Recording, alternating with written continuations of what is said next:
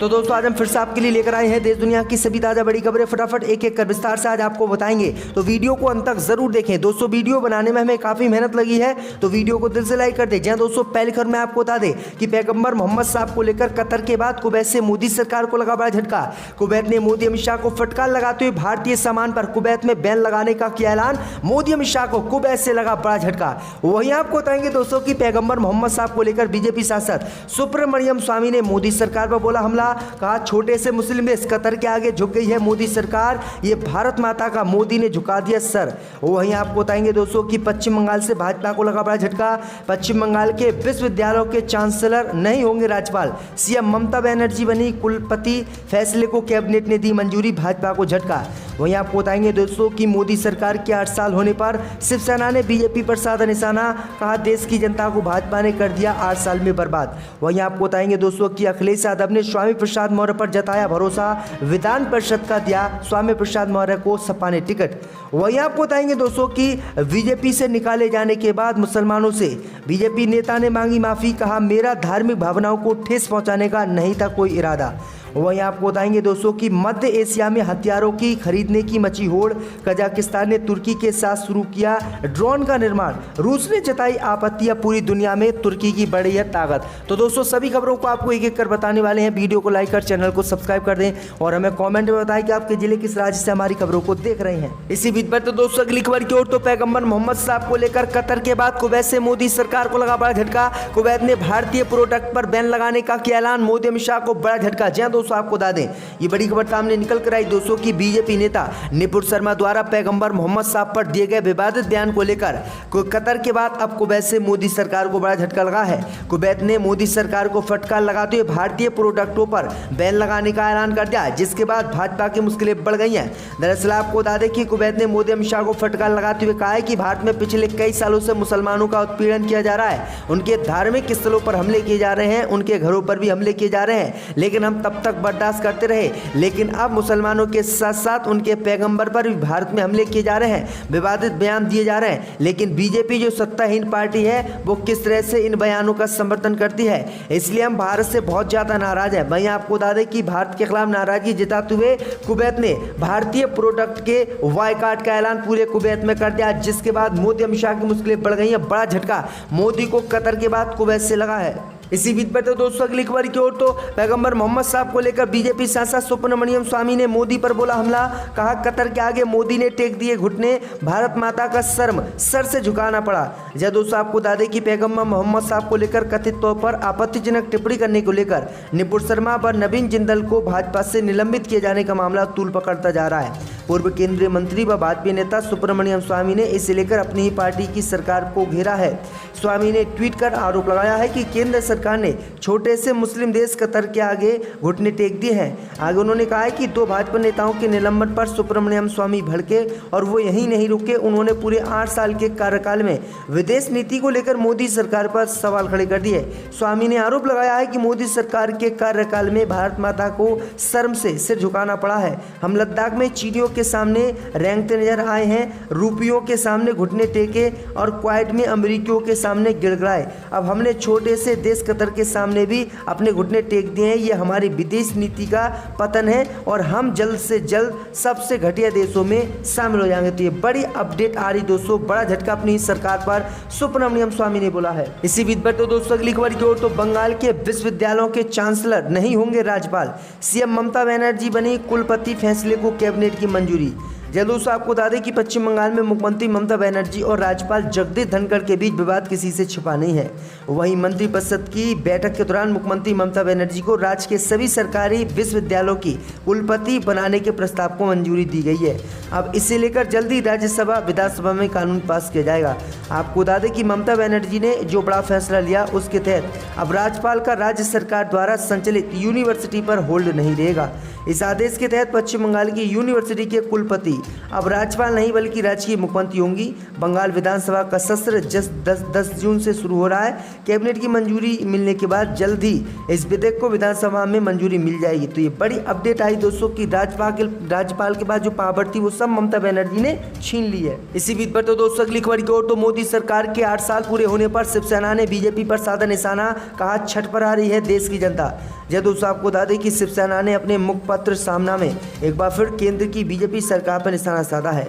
शिवसेना ने कहा है कि एक और देश की जनता परेशानियों से छटपटा रही है, तो वहीं देश का राजा कार्यकाल के 8 साल पूरे होने पर जश्न में डूबा है। कश्मीर में हो रही टारगेट किलिंग का जिक्र करते हुए शिवसेना ने कहा है कि सरकार दावे करती रही कि धारा 370 हटने से कश्मीर में शांति स्थापित हो जाएगी, लेकिन ऐसा कुछ नहीं हुआ। बीजेपी को निशाने पर लेते हुए लेख में आगे शिवसेना ने कहा है कि हिंदुत्व को लेकर गला फाड़ने वाले जरूरत पड़ने पर चुप बैठ जाते हैं। लेख में आगे कहा गया है कि सर्जिकल स्ट्राइक और एयर स्ट्राइक का सहारा लेकर बीजेपी ने पिछली बार सरकार बना ली, लेकिन कश्मीर की स्थिति देख अब लोगों ने उनकी हकीकत का अंदाजा लगा लिया है। तो ये बड़ा हमला शिवसेना ने बोला है। इसी बीच पर तो दोस्तों अगली खबर की ओर, तो अखिलेश यादव ने स्वामी प्रसाद मौर्य पर जताया भरोसा, विधान परिषद का दिया टिकट।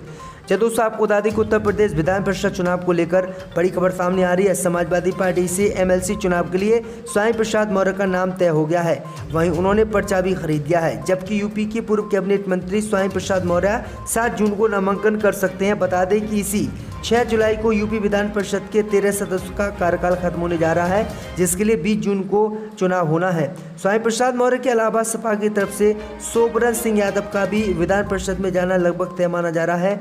मैनपुरी की करहल सीट से कई बार विधायक चुने गए यादव ने सपा प्रमुख अखिलेश यादव के लिए अपनी सीट छोड़ी थी।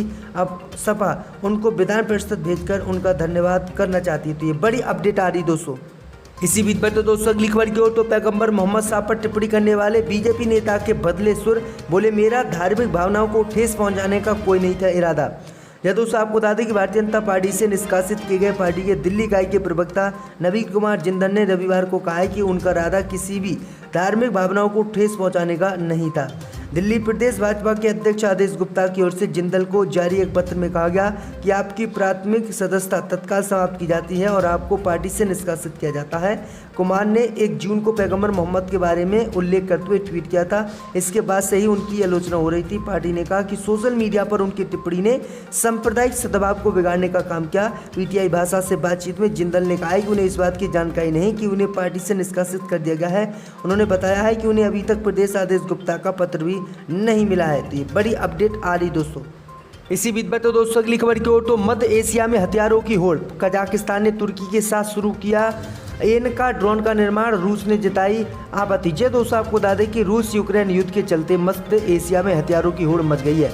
कजाकिस्तान ने टर्की के अटैक ANKA ड्रोन का निर्माण शुरू किया है। टर्की के अटैक ड्रोन का निर्माण शुरू करने वाला कजाकिस्तान पहला देश बना है। दरअसल कजाकिस्तान ने टर्की के साथ एक डील की है। इस डील के तहत टर्की के अटैक एन-का ड्रोन का निर्माण कजाकिस्तान करेगा, लेकिन रूस की अधिकारी एजेंसी ने इसको लेकर कजाकिस्तान की आलोचना की है। ऐसा इसलिए क्योंकि कजाकिस्तान रूस का सहयोगी रहा है और रूस ने आपत्ति जताई है कि कजाकिस्तान उनका सहयोगी रहा है। ऐसे में नाटो में शामिल देश टर्की के साथ डील करना वहां तक उचित है। हालांकि टर्की के अटैक ड्रोन का कजाकिस्तान में निर्माण होगा, इस बात का प्रमाण है कि किस तरह से रूस यूक्रेन वार के मध्य पूरे मध्य एशिया का सामरिक समीकरण एक अलग रूप में नजर आ रहा है। तो ये बड़ी अपडेट आ रही दोस्तों कि मुस्लिम देश तुर्की अब ताकतवर लगातार होता जा रहा है। इसी बीच पर तो दोस्तों अगली खबर की ओर, तो आजम खान से मिलकर लौट रहे समाजवादी पार्टी के नेताओं ने पुलिस ने पकड़ा, सभी को ले गई थाने। दोस्तों आपको बता दें कि सपा नेता मोहम्मद आजम खान से मिलकर लौट रहे सपाहियों के वाहनों को पुलिस ने हाईवे पर उत्तर प्रदेश में रोक लिया। इसमें सपा के पूर्व जिला अध्यक्ष उज्ज्वल दीदार सिंह उर्फ साबी की पत्नी, पूर्व ब्लॉक प्रमुख रविंद्र कौर, कासगंज के पूर्व प्रधान नप्रजीत सिंह नब्बी समेत कई लोग सवार थे।